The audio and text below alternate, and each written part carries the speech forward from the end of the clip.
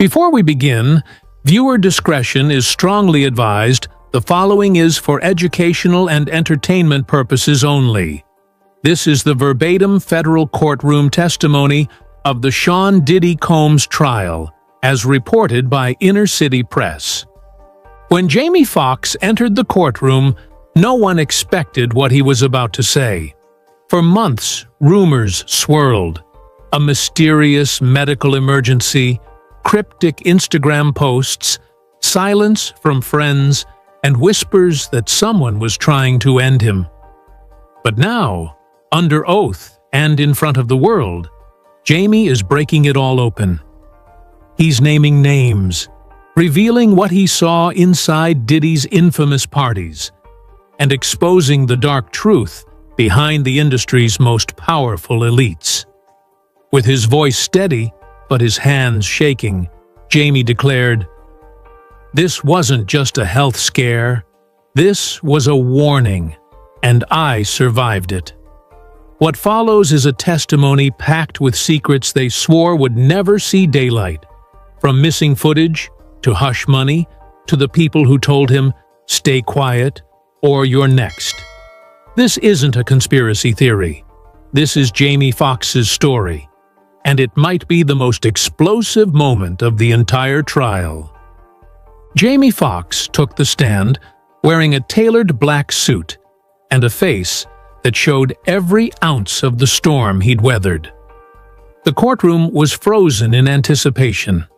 He hadn't spoken publicly since his mysterious hospitalization, and now, instead of a press release, it was sworn testimony. "They told me not to come here," he said calmly. "They said, if I talked, I wouldn't make it to the courthouse." His statement hit like a freight train. Jamie's voice didn't shake, but the weight of it carried through the room. He looked directly at the jury. "But I've already been through hell, and if I don't say this now, I may never get another chance." Jamie explained that, before the so-called medical emergency, something far more dangerous had already begun. He started noticing he was being followed. Same black SUV, different cities. "And no license plates," he said. "I knew I was being watched. I just didn't know why, yet." Then he detailed an incident just days before his collapse. "There was a confrontation on set. Someone I didn't know tried to shake me down for $35,000. Said they had footage of me at a party and that it could change everything if it got out. I didn't know what the footage was, but I knew who sent them." Jamie says he called the cops immediately, and the person was removed. But the message was clear. Someone wanted leverage, and someone wanted silence. He then told the court that for weeks before that, he had received anonymous texts, strange numbers, no contacts, saying things like, "Don't forget who made you," and "You've seen too much." If you're enjoying this story, kindly do us a favor and subscribe to our channel. It is free and won't cost anything, but it means the world to us. We're just a small channel trying to grow. Thank you, and back to the video. He brushed it off at first, thinking maybe it was a prank. But when his assistant got an email referencing Jamie's daughter by name and the school she attended, he knew this was serious. "That's when I told my people, if anything happens to me, don't call it an accident. And if I go down, make sure the truth doesn't." His testimony wasn't angry. It was surgical, controlled, like a man who had rehearsed this moment 1,000 times in his head. "I almost died, and not because of a random stroke or a vaccine or some medical complication. I almost died because I knew too much, and I started asking the wrong questions." Jamie paused before diving into what he called the real beginning of the end. He explained that just a few days after the extortion attempt on set, he began feeling off. Not tired, not sick. Office, like something was wrong inside me. but I couldn't explain it. He testified that on the morning of his medical collapse, he woke up disoriented, struggling to speak clearly and with an intense pressure in his chest and neck. I couldn't move my arm. I couldn't talk. I was looking at people, trying to ask for help, and no words were coming out. His security team rushed him to the hospital, where the initial diagnosis was vague. Possible neurological event. Stroke? Seizure? They didn't know. But I knew, Jamie said. I knew it wasn't natural. What followed was weeks of silence. His family issued a statement thanking fans and asking for privacy, but offered no details. Even his closest friends were kept out of the loop. Jamie explained why. Because I didn't trust anyone. Because in that hospital, while they were poking and scanning me, I realized this wasn't over. It had just started. He revealed that police came to visit him at the hospital shortly after he began recovering. Not just to check on his health, but because someone had called in a tip that Jamie believed he had been poisoned. I didn't say the word, he told the jury, but someone close to me did. They overheard me telling my doctor, I feel like I was given something. He said tests were inconclusive, but he wasn't convinced that meant nothing happened. You don't need hard proof when your body screams that it was attacked. Jamie shared that during his stay, his phone disappeared. So did his personal journal. His security footage from his home the night before he was hospitalized? Gone. My team went to pull it, and the system had been wiped clean. Then, quietly, he said, I felt like I died. And maybe that was the goal. The courtroom was still. The prosecution glanced at the jury, who sat stone-faced, hanging on his every word. So, when people asked why I didn't post a hospital selfie, because I wasn't playing into that. I wasn't about to pretend I was okay when I knew I was almost gone. Jamie took a breath, and then said the name that made headlines around the world. Sean Combs. Puff Daddy. Diddy. He looked straight ahead, and continued, That's who I believe wanted me quiet. He explained that over the years, Diddy invited him to numerous private parties. At first, it was just networking. Cool vibes, big names, expensive champagne. You know how it is. But over time, Jamie said the invitations got more exclusive and more disturbing. They'd say, no phones. They'd ask you to sign something, NDAS. But not just about what you saw, about who was there, and who was with who. Jamie said the parties had a different energy than anything he'd experienced before. There were back rooms, velvet curtains, people escorting others into dark corners, and I saw people I recognized, politicians, athletes, actors, doing things I knew they didn't want public. He said he never participated. It felt wrong, and I wasn't going to get caught up in it. But that was the problem. When you don't play the game, you become a threat. He revealed that after he declined to attend a party in 2022, someone from Diddy's circle told him, "You acting brand new. You forgetting who helped you out early on." Jamie brushed it off, but later he started receiving pressure from mutual friends to stop bringing up stuff in interviews.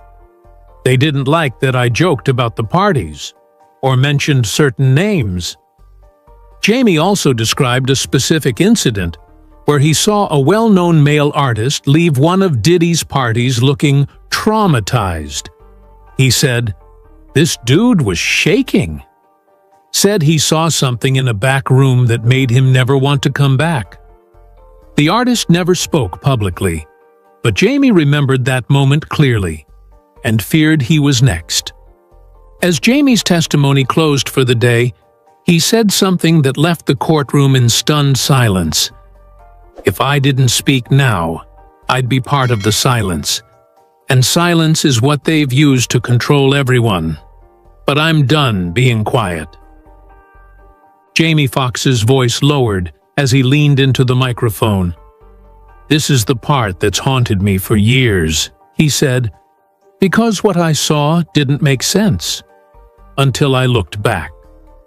He began by referencing a seemingly innocent interview clip that had gone viral, the one where he casually joked that Nick Cannon had once slept on his couch at age 13.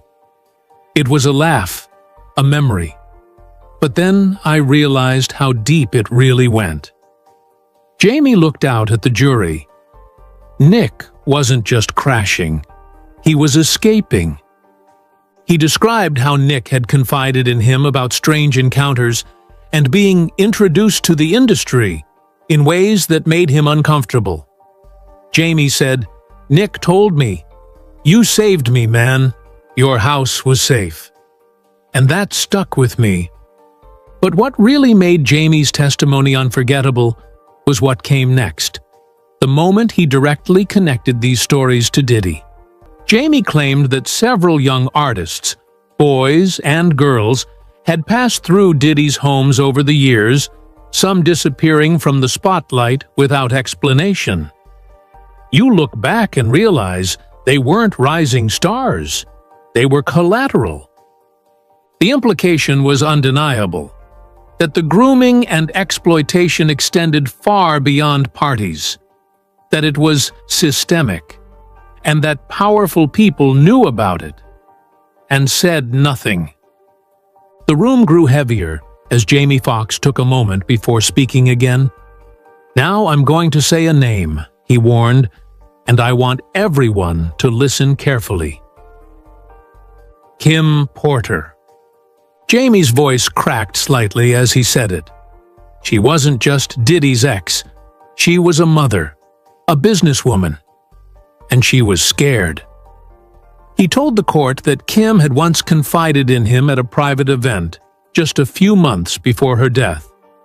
"She pulled me aside. She didn't smile. She didn't talk about the industry. She said, 'Be careful who you trust, Jamie. There are people watching us.'" He revealed that Kim had told him she was planning to speak to someone, either a journalist or a federal contact, about what she had witnessed over the years. She said, "I saw too much, but now I'm tired of being quiet." Jamie paused, and then, just like that, she was gone. Kim Porter's death in 2018 was ruled pneumonia, but Jamie, like many others, never accepted that. "She was healthy," he said. "She was active, and she was afraid. That's not coincidence." He then brought up Al B. Sure, Kim's ex and father of one of her children, and the strange posts he made after her passing. He said she was murdered. He said she should have called the FBI. And then he edited the post, like someone got to him. Jamie told the court that Al B. had reached out to him privately afterward. "He told me he didn't feel safe anymore, that things had been moved around in his home, that someone was watching him breathe." Jamie listed the names of others who had died suddenly in connection with Diddy. Heavy D. Andre Harrell. He said, "They're gone. And the only thing they all had in common, besides Diddy, is that they knew things they shouldn't have."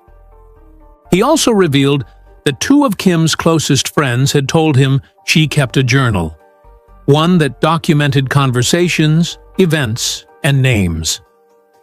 "That journal hasn't been found," Jamie said, "and I don't think it was lost. I think it was taken." The prosecution leaned forward. This was the moment they'd been waiting for. A bridge between suspicious deaths, a terrified woman, and a man with the power to bury it all. And then Jamie ended with one line that pierced the courtroom. "Kim was ready to talk. And now I'm talking for her." The jury sat forward. The gallery stopped breathing. Jamie Foxx had been leading to this moment, the night that changed everything. It was early 2022, he began. I got a last-minute invite to a private event in Beverly Hills. I wasn't planning to go, but a friend convinced me. Said it was just drinks and music. Casual Jamie paused. It wasn't. He described arriving at a sprawling mansion, the kind of place where billionaires throw weekend getaways. Security was tight. Phones were collected at the door. I thought that was odd, but not unheard of, he said. What was different was the energy. Jamie testified that as he entered, the music was soft. Too soft. People whispered instead of laughed. It felt like a funeral wrapped in Versace. He said he saw recognizable faces. Athletes, rappers, executives, and people I didn't recognize, but who clearly had power. The rooms were dimly lit, candles everywhere, curtains drawn, and then a hallway. They called it the Gold Room, Jamie said. Someone told me that's where the real networking happened. Jamie didn't go in, but he said he saw something through a gap in the curtain that made his stomach drop.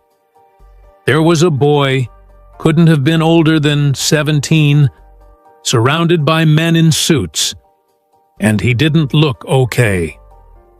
He turned to leave, but a hand grabbed his shoulder. "Stay, Jamie. You're one of us now," a man said. Jamie looked him in the eye and responded, "No, I'm not." He left that night and never looked back. But he says the threats started soon after. Phone calls, anonymous DMS, people telling me to shut up before I ended up like the others. He finished part 6 with a chilling admission. That night? That's when I knew this wasn't paranoia. This wasn't Hollywood being weird. This was something else. Something evil. And now, standing in court, Jamie finally said what he'd been holding in since that moment. I saw it. I was never supposed to, but I did, and I will never forget it. Jamie took a deep breath, gripping the edges of the witness stand as he dove into what he called the cover-up phase. After the disturbing night at the Beverly Hills mansion, Jamie said he began documenting everything. I started saving texts. I told my security team to track the SUVs that kept following me. I installed extra cameras at my house, and even on set. But then, he revealed something that made even the judge visibly shift in his seat. The morning after my hospital collapse, my home surveillance system had been wiped. I'm talking no glitches, no error messages, just gone. Jamie's security team initially assumed it was a technical failure. But then, we found the hard drive. Melted. Not damaged. Melted. He brought photos, which were submitted into evidence. The drive casing appeared warped, like it had been exposed to high heat. But that wasn't all. On the Back in Action set just days before his health scare, Jamie said he noticed production had become chaotic. Cables rerouted. Security light sensors covered. One night, I tripped over a wire that shouldn't have been there. I laughed it off until I collapsed 2 days later.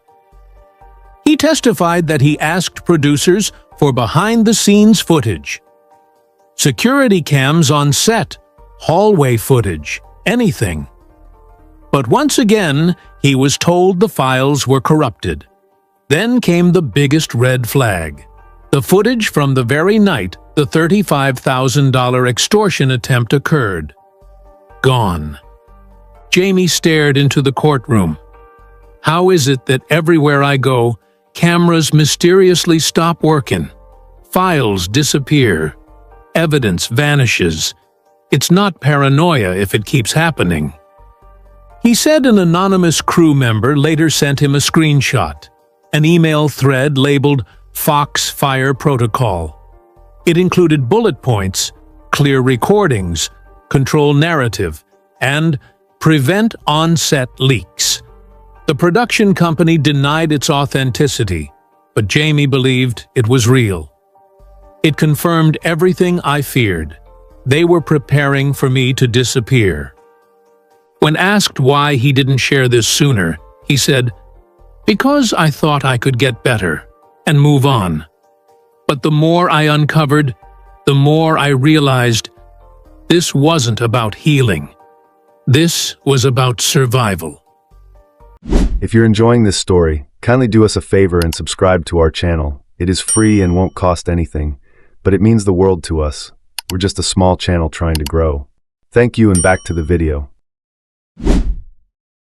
The courtroom sat frozen as Jamie continued. This wasn't just a testimony anymore.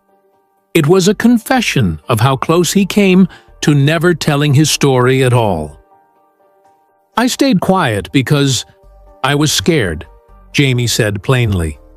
"Because when you're up against people with billions of dollars and private jets and friends in every major media outlet, what do you do?" He admitted that after his hospitalization, he almost signed a document, an NDA that would have given him millions in hush money. "They offered it through a third party," he revealed. "Said it would secure my future, that I could retire comfortably."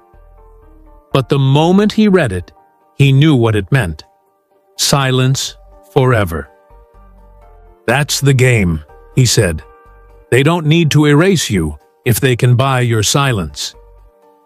Jamie revealed that a close friend, someone still working in the industry, begged him not to testify. He said, "They'll never let you work again." And I said, "Then I'll do something else. But I'm not dying with this truth inside me." He then explained what changed his mind, seeing Cassie Ventura take the stand. "I watched her shake, but not break. And I thought, if she can do it, I have no excuse." He also credited Al B., Sure, Jaguar Wright, and others who told the truth when it wasn't safe. But most of all, he pointed to Kim Porter. "She died trying to protect her kids. I lived, so I have a responsibility." Jamie admitted he still feared retaliation, that strange cars still parked outside his gate, that a friend who helped him gather evidence had recently been mugged under suspicious circumstances. "But if I die talking. That's more than most people ever get to do." His eyes locked with the judge. "This court may never find Diddy guilty. But I needed the world to hear this. I needed to say it. Out loud, on record, with cameras rolling." Jamie's final words weren't rushed. He took his time, speaking directly to Diddy now, the man sitting just feet away, whose face remained unreadable. "I was your friend," Jamie said. "I defended you. I laughed at the jokes. I came to the parties. But I saw too much. And you knew it. And you tried to scare me silent." Jamie's voice didn't rise, but the intensity behind it filled the room. "You tried to erase me. And when that didn't work, you tried to distract me. But I'm still here. And now, you have to sit there and hear what I've seen." He turned to the jury, then the gallery. "This man," he said, pointing to Diddy, "is not just a mogul. He's not just a celebrity. He's part of something darker, a system that preys on silence, a culture that trades souls for secrets." Then he pivoted to the industry itself.